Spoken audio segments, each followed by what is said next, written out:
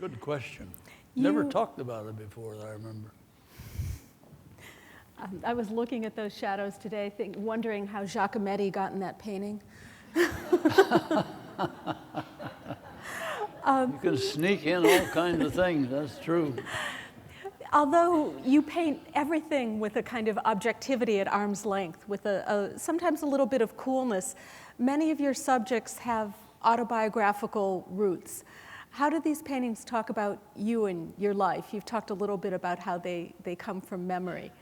And with the hindsight that you have with such a long career, do you see yourself and your life in them in a way that you might not have when you just painted them?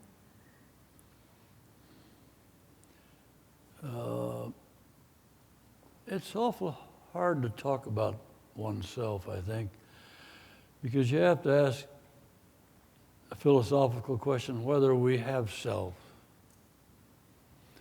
or are we just a collection of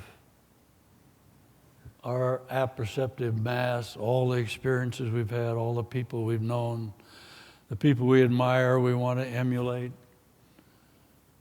That's essentially what I am, I think. So that autobiographical, I suppose, also means where I've been able to travel, to how wonderful my wife has been to me, my children.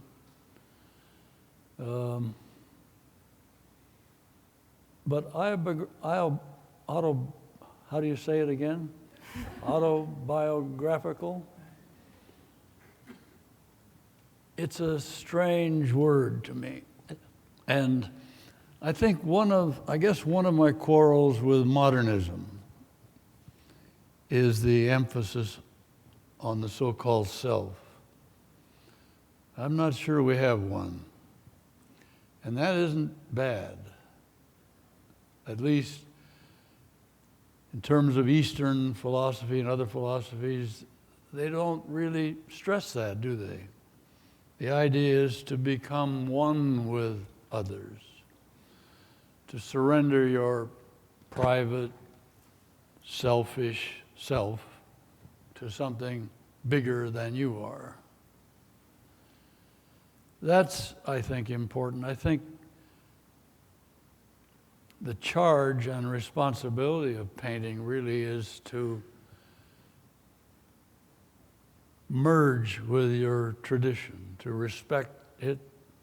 This is what allowed you to do what you do. So yourself is relatively unimportant to the extent that you don't ignoble it by imitating something already said. So it's a very, I think, interesting fine line.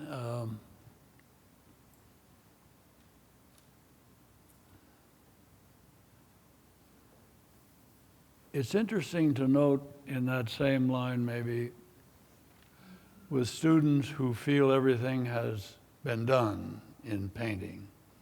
And we hear that a lot as teachers, I think, that they come and say, I don't want to be a painter, I'll be a conceptual artist, I want to be an installation artist, an earth artist, and so on. Because painting, no longer, everything's been done, and so on. Well, maybe. I don't think so. Every style, whether it's Picasso, Matisse, de Kooning, Peter Doig, most recent painters, all have components from what was, where they came from, what influenced them.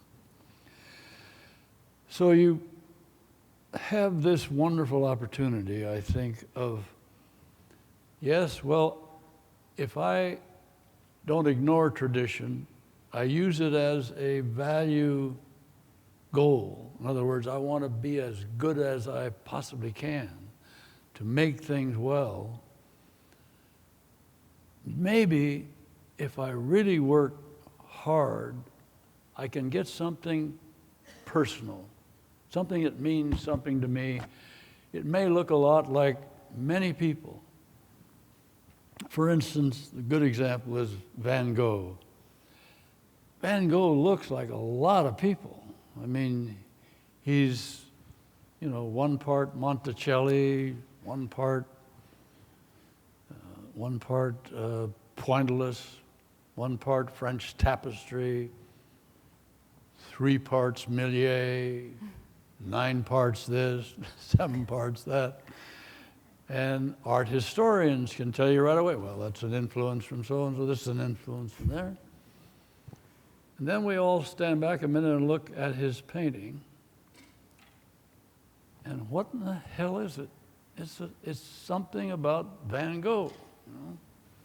And you say, now today, Van Gogh, you say, it's like an IBM image.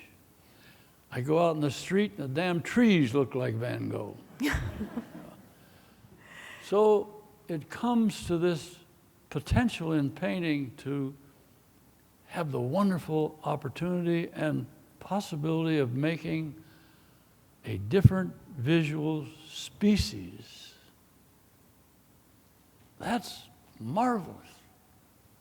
You just have to get the hell busy and work like hell and make yourself do impossible critical evaluations and be willing to push yourself harder than that you want to be pushed.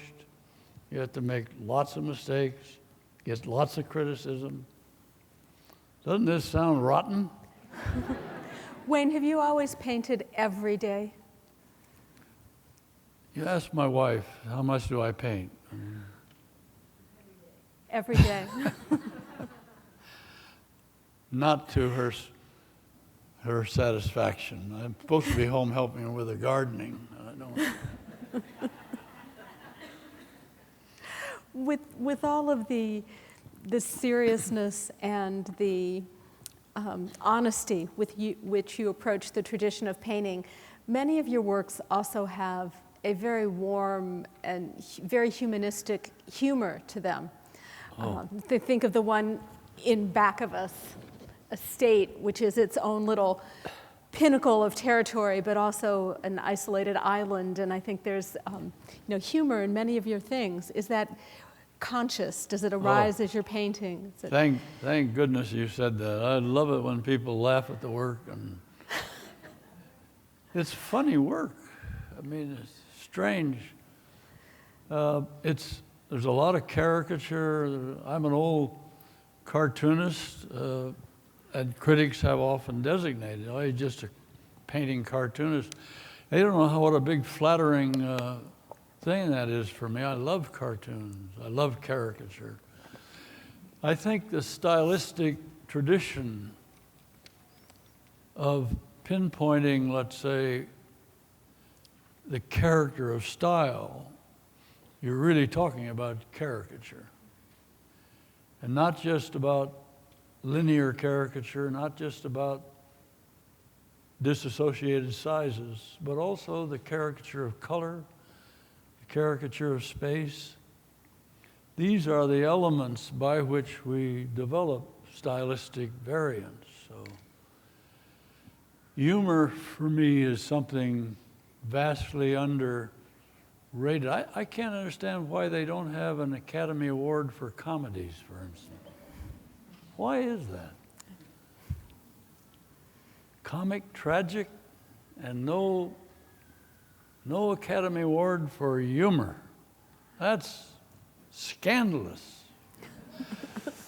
It's also an excuse for why you see me painting humorously, I guess. Has its own place.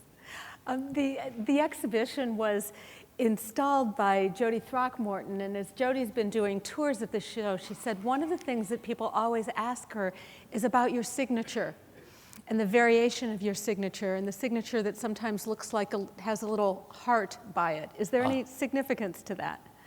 Just kind of good luck, and I started when I gave a gift to my dealer, Alan Stone, for a wedding present or something, and then I just continued for a while. It's also a kind of closed upside down W.